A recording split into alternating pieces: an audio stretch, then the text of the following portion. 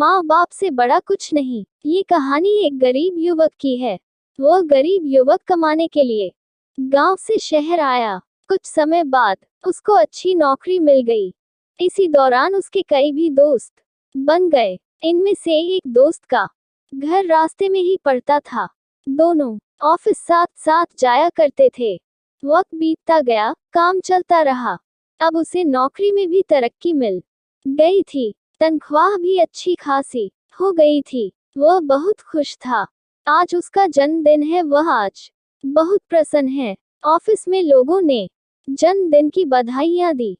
शाम को ऑफिस से छूटते ही अपने दोस्तों को साथ ले शहर के एक बड़े होटल में जबरदस्त पार्टी की। पार्टी समाप्त होते ही सारे दोस्त अपने अपने घर चले गए। वह गरीब युवक यहाँ आकर इतना घुल मिल गया कि उसे अपने माँ बाप, भाई बहन का जरा भी ख्याल नहीं आया।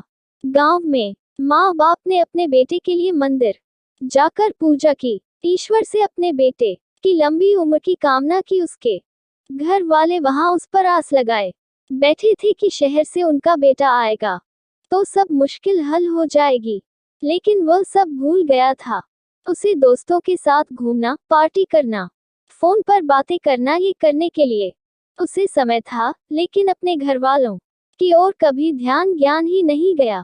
पैसों से घर खरीदा, कार खरीदी। एक बार भी अपने घर वालों को बुलाना उसने जरूरी नहीं समझा।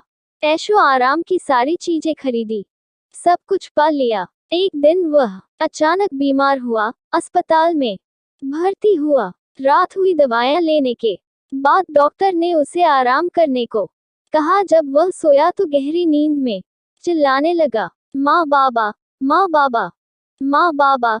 रात भर यही चलता रहा। डॉक्टर ने दवाएं दी लेकिन असर नहीं हो रहा था। आखिर में सुबह डॉक्टर ने उसके घर संदेश भिजवाया कि उनका बेटा बीमार है और यहाँ हॉस्पिटल में भर्ती है। माँ बाप को जैसे ही पता चला वे भागे चले आए। माँ ने बेटे को देखते ही अपने सीने से लगाया। उनको देखते ही उसके स्वास्थ्य में बहुत सुधार हुआ।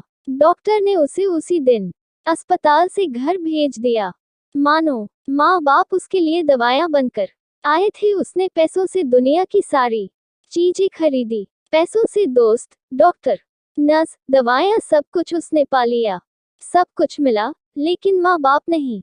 पैसा अच्छा जीवन जीने के लिए आवश्यक है, लेकिन माँ बाप या अन्य कोई रिश्ता भी बहुत जरूरी होता है।